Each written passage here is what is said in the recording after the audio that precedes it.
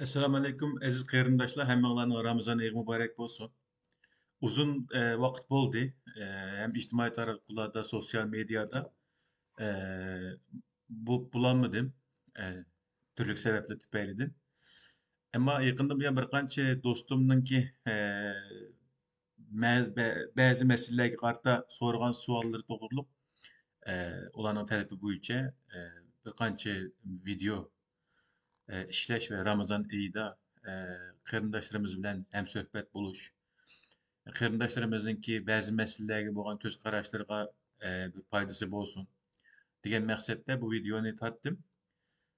Günümüzdeki Sharq Turkiston diasporasida e, mavjud bo'layotgan masalalardan ziyode o'zimninki tadqiqot doirasi bo'lgan, tadqiqot kasbi bo'lgan, ya'ni texnik to'g'risi tarix sohasidagi ba'zi masalalarda xalqimizning to'g'ri bilgan ba'zi xatoliklari, qarindoshlarimizning kallasida aniq bo'lmagan ba'zi masalalar to'g'riliq Ramazon oyi bo'yicha ba'zi videolarni ishlab o'zimniki shaxsiy Facebook hisobimga qo'yishni o'yladim. E, Uzun bo'ldi sosyal medyada bulamaganligim uchun bazı savollar keladi. Bu savollardan birincisi, biz nima uchun özümüz tahminen 500 yıl işletken, yani 14. asırdan başlap 20. asırninki o'ttirlargacha hatta işletken yezigimizga nima uchun Chag'ataycha deymiz. Biz nima deb bu yezikqa bir Mo'g'ulninki ismi bilan ism qo'yib bu şekilde ishlatamiz degan savol. Tarixiy hodisalarninki bir sebebi, ceryani, andın bunun bir neticesi buldu. Nima uchun Chag'ataychi deymiz degan savolda bu bir azroq milliy hissiyat aralashib va yoki kunimizdagi mavjud ahvoldan yo'lga chiqib azroq millatchilik tuyg'usi qo'shilib birikkan bir natija deb qarayman. Ammo bu tarixiy haqiqatga sal qarag'anliq bo'ldi. Nima uchun deganda tarixdagi ba'zi narsalarga tarixning shu davrida ism qo'yilib bo'lug'liq. Ba'zi narsalarga bo'lsa ism qo'yilmagliq, keyingi davrda kelgan tarixchilar buning ism qo'yug'liq. Masalan, sizlarga ikki o'rnakni bermoqchi. Birincisi, ya'ni shu Chag'ataychi masalasiga kelsak, hammamiz bilamiz, Chingizxon imperiyasi qurilib, imperiyaning top zaminlarini to'rt o'g'liga bo'lib berildi. Bunun içindeki hele köp bir kısmı ikinci oğlu Çağatay'a birilik ve Şarkı Türkistan, Garip Türkistan. Hesapta Şarkı Türkistan'ınki şarkı kısmıdın, yani Kumul'a yakın gelgen yani Barköl değil. Keyin bu Kubilay kirip beş balıkını alıdı. Kendim bunu büyük hanlık katadı, yani Kubilay'ın nemesi. Bu taraftan Kumul desek, yeni bir taraftan Aral Denizi, hani kendin Xorasan tarafkiçi bo'lgan arlık. Şarkı Türkistan'ın tamamı, Garip Türkistan'ın tamamı, yani Türkistan'ın tamamı desek mi buldu. Ama günümüz tarihçileri oturup yokken Türkistan bunun kengri. Tarih literatürü de biz devatkan Türkistan bunun biraz kengri. Bunun da Mongoliyanın ki şarkı kısmı için bo'lgan arlıkını özcüge aldı Türkistan'da. Bu tarafta bo'lsa Xazar denizining janub tarafiga, ya'ni İran'ınki shimoliy, Afg'onistonning shimoliy qo'shilib ketadi bunga. Hozir biz tarix literaturida Turkiston deyotgan bir rayon.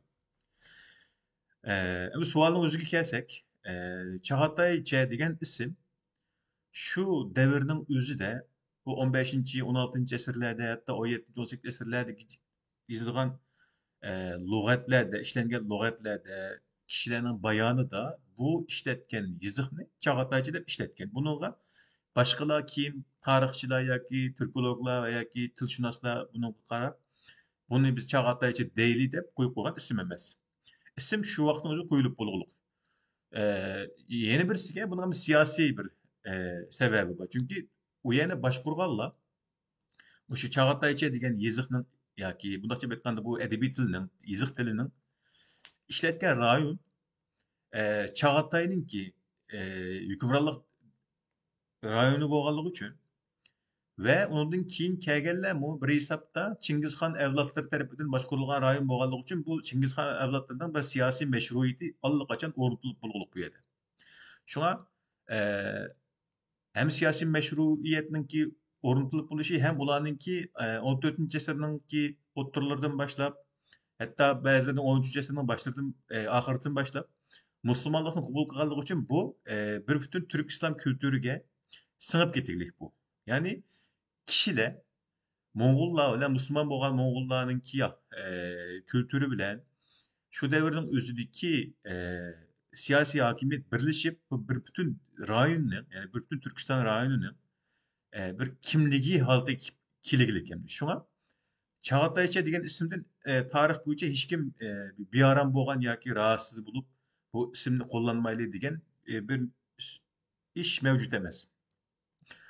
Şoňlaşqa bizdinki birinci Cumhuriyetde yazılgan devlet marşımızdı Çingiz ismininki bu Cumhuriyetninki milli marşıdaki buluşunun üzümü bu bir ne İslami tuygu veya ki milli tuygu cihetten insanlarını bir yadırgaydıgan yoki bolmasa galitilik his kıldıgan bir narsa mevcut emas. Şuna bu yerda bunu günümüzdeki şartlardan yolga çıkıp tarihka karap baha bersek toğru bolmaydy. Elbette her kişi mesela bunu Çağataycı demeyli, Çağatay Uygurçası deyli veya ki e, Şerif Türkçesi deyli desek bu dünya literatürüge ornap bulgan bir narsa yani. Hem Batı Garipninki bilim dünyasındaki literatürge hem Şerif'teki literatürge Japonya'dan tatıp yani Avrupa'gacha demekçi. Literatürge ornap bululdu. Şuna bunun da alaydı bir başka turuşninki bence ornu yok. Bunun da günümüzden milli tuygusu veya ki dini tuygusunu ketiş bizni bir bütün bilim dünyasının literatürden ayırıp başka bir literatürge kirişimizge sebep buldu. Bu bizim dünyadaki normal şartlardan texmi bek farklı bir şartga elip keldi ve külkülük bir ahval oluşup kaldı. Şoň buna tuyguluk etişiniň hajat yok yani. Bununla bence bir tuyguluk etişiniň hajat yok. Çağatayça Türkiye'de bunu bekerek Çağatay Türkçesi dep ataydı.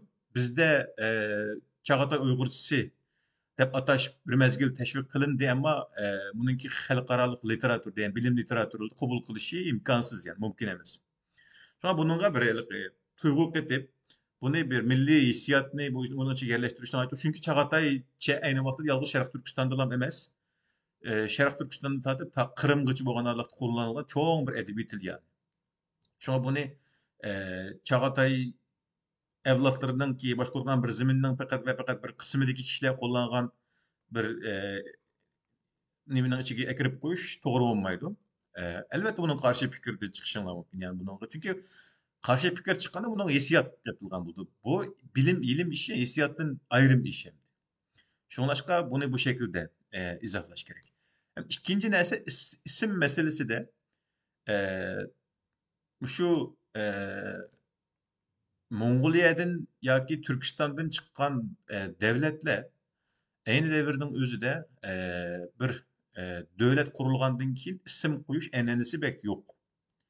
Şuna mesela Hunlardan tartip miladiden burunki 2. esirden tartip e, Yarkent hallygy, Çağatay hallygy devri kegiç bolgan aralykda döwletniň ismini bek menbelerden tapanmaýmyz. Mesela Hunlarnyň ismi, Köktürklerniň ismi, Uygur kagalygynyň ismi veya ki Karahanlylar hallygynyň ismi, Harazmşahlarynyň ismi digendek isimlany biz o devrinin menbelerinde de var. Bula köpüncesi 19. asırın ahırı 20. asırdan başları da garip tarihçileri, Türkologlar tarafından koyulgan isimler. Mesela Köktürk halkının ismi Mengü taşlarda Köktürk diyen bir sözdünki çıkış sebeplik 1896 yılı hatalaşmışsam koyulgan isim.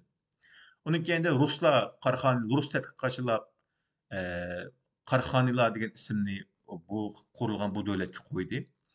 Uygurlar degan isimni mo şu eni devirdeki Turpandaki izgilik materiallardan çıkış ve başka sebepler tüpeyden bu devletke Orhun Uygur hallığı dep koydu. Ama Orhun Uygur hallığınınki aynı vaxtdaki menbelerde köprek uçuraydıgan ismi mesela Tokkuzuguzlar. Tokkuzuguzlar dep atıldı mesela. Türk halkınınki, Köktürk halkınınki aynı vaxtdaki bekerek uçuraydigan ismi neymi dese Türk Bodun.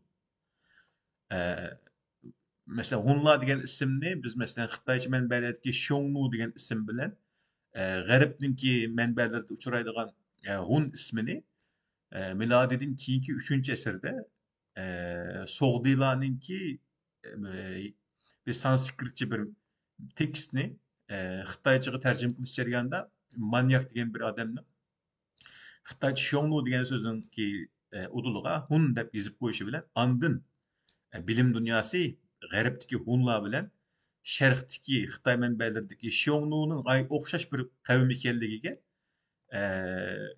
qoyil bo'lurliq. Qoyil bo'lmaydigan ahvollar mavjud, ammo asosiy jihatdan Xiongnularninki Hunlar ekanligi, buni Osiyo Hun imperiyasi deymiz.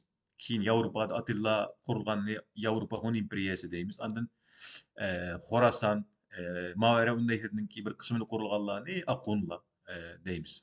Shuningga o'xshash, ya'ni meselelerni hissiyotli nuqtadan emas, tarixiy reallik nuqtasidan analiz qilishga to'g'ri keldi. Shunlashqa qisqa bir video tartib bu meseleni aydınlaştırışqa tirishdim. Qarindoshlarninki shu vaqtda tekrar xayrlik bo'lsin. Hammanglarninki tutgan rozanglarni Allah qabul qilsin. Hammanglarga Alloh omonat.